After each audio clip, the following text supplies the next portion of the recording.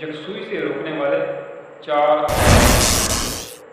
الحمدللہ رب العالمین والصلاۃ والسلام علی سید المرسلین اما بعد فاعوذ باللہ من الشیطان الرجیم بسم اللہ الرحمن الرحیم۔ فرمان مصطفیٰ صلی اللہ تعالیٰ علیہ وآلہ وسلم، تم جہاں بھی ہو مجھ پر درود پڑھو کہ بے شک تمہارا درود مجھ تک پہنچتا ہے۔ سبحان اللہ، صلو علی الحبیب صلی اللہ علیہ محمد صلی اللہ علیہ وآلہ وسلم۔ میٹھے بڑے اسلام بھائیوں، اس ویڈیو سے جو پچھلی ویڈیو تھی وہ تھی ہماری راہ عبادت میں رکاوٹیں۔ اگر کسی نے میری وہ پچھلی ویڈیو نہیں دیکھی تو وہ دیکھ لے، بڑے معلوماتی ہے کہ راہ عبادت میں رکاوٹیں کون سی چیزیں بنتی ہیں اور ان کا حل کیا ہے۔ اس ویڈیو میں ہم یکسوئی حاصل کرنے کے جو طریقہ ہے نا اس کے متعلق ہم بات کریں گے، تو آئیے اس کو پڑھتے ہیں۔ یکسوئی سے روکتے والی 4 چیزیں ہیں جو 4 عوارض ہیں۔ یکسوئی میں رکاوٹ ڈالنے والے 4 عوارض پر بھی غور و فکر کی ضرورت ہے۔ وہ 4 عوارض درج ہیں۔ نمبر 1 رزق، یہ یکسوئی سے روکتا ہے رزق۔ نمبر 2 خطرات۔ نمبر 3 شدائد و مصائب۔ نمبر 4 انواع القضاء۔ یہ 4 چیزیں ہیں جو ہمیں یکسوئی سے روکتی ہیں۔ آئیے ان کی تھوڑی سی تفصیل پڑھتے ہیں۔ رزق، نفس رزق کا مطالبہ کرتا ہے اور باور کراتا ہے کہ طاقت و توانائی اور زندہ رہنے کے لیے رزق بہت ضروری ہے۔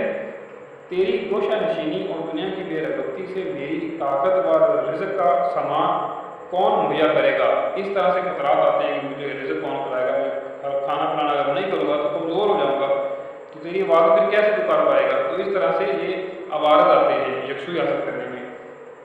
نمبر 2 خطرات، ہر اس چیز کے خطرات جس کے کھو جانے کا خوف ہو یا جس کی امید ہو یا اسے چاہتا ہو یا ناپسند کرتا ہو، بندہ یہ نہیں جانتا کہ یہ کام اس کے لیے فائدہ مند ہے یا نقصان دہ، کیونکہ معاملات کا انجام مبہم و پوشیدہ ہے۔ بندہ کا دل ان چیزوں کے خطرات میں مشغول ہو جاتا ہے۔ اسی کشمکش میں بسا اوقات انسان ہلاکت و فساد کے گڑھے میں جا گرتا ہے۔ نمبر 3 شدائد اور مصائب، جب بندہ نفس کی مخالفت اور شیطان سے جنگ کے لیے کمر بستہ ہوتا ہے تو چاروں طرف سے شدائد اور مصائب سینہ تان کے کھڑے ہو جاتے ہیں۔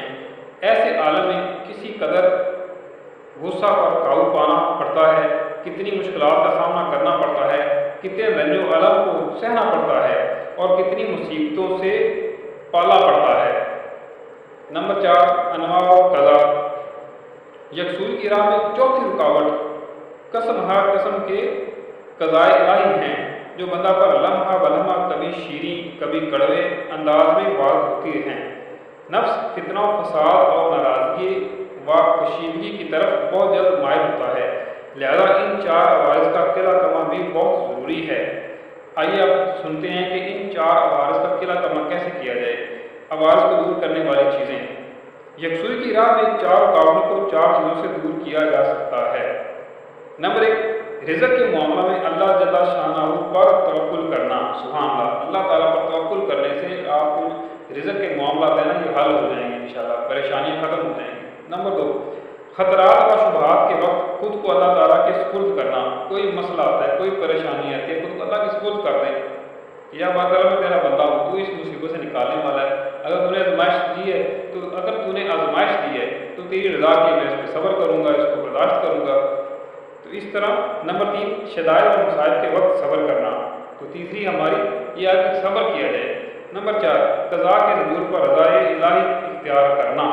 ایک تو یہ کہ جب آپ کو شدائد کوئی مصیبت پہنچے، کوئی مسئلہ ہو جائے تو آپ نے اس پہ صبر کرنا ہے، اور اس کے بعد کیا کرنا ہے کہ آپ نے اللہ تعالیٰ کی رضا کو اختیار کرنا ہے کہ اللہ میں تیری رضا میں راضی ہوں، جس حال میں تو رکھے میں راضی ہوں۔ اللہ تعالیٰ کی تائید و نصرت اور اس کے اذن سے اس ڈھانچے کو قبول کرنے کے بعد بندہ مقصود عبادت کی طرف متوجہ ہوتا ہے تو دیکھتا ہے کہ نفس انتہائی ضعیف، کمزور، سست اور تکاہل زدہ ہے۔ نہ تو کار خیر کے لیے حشاش مشاش ہوتا ہے اور نہ ہی تیزی کرتا ہے جس طرح کے چستی و رغبت کرنا چاہیے، بلکہ اس کا میدان غفلت، راحت، بطلان، نیکیوں سے بیزاری، شر اور فضول و جہالت کی طرف ہوتا ہے۔ لہذا اس وقت کسی ایسی رہنما چیز کی ضرورت درپیش ہوتی ہے جو بلائی کی طرف رہنمائی کرے اور اطاعت و فرمانبرداری پر حشاش بشاش کر دے، شر اور معصیت سے روک دے۔ ایسی رہنما دو ہی چیزیں ہیں۔ آپ کو مجھے بتائیں کہ دو چیزیں کون سی ہیں؟ یہ آپ غور کیجیے، یہ مجھے کمنٹ کر بتائیے گا وہ دو چیزیں کون سی ہیں۔ میں انشاءاللہ آپ کو اپنی نیکسٹ ویڈیو میں وہ بتاؤں گا کہ وہ دو چیزیں کون سی ہیں۔ تو اگر آپ نے میرا اب تک چینل سبسکرائب نہیں کیا تو رسول ثواب علیہ سبسکرائب کر لیں۔ اب اس میں نیت ہی کی جا سکتی ہے کیونکہ میں اسلامی ویڈیوز وغیرہ اپلوڈ کرتا ہوں تو آپ کے پاس ساری معلومات آئے گی انشاءاللہ۔ تو اس ویڈیو کو زیادہ شیئر بھی کیجیے، بیل آئیکن کو پریس کر لیجیے تاکہ میری نئی ویڈیو جو آئے گی انشاءاللہ وہ آپ تک پہلے پہنچے گی۔ دعا کہ اللہ تعالیٰ جو سیکھا گیا ہے اس پہ عمل کرنے اور اس کو دوسرا پہنچانے کی توفیق عطا فرمائے۔ آمین بجائے خاتم النبیین، صلو علی الحبیب صلی اللہ علی محمد صلی اللہ علیہ وسلم۔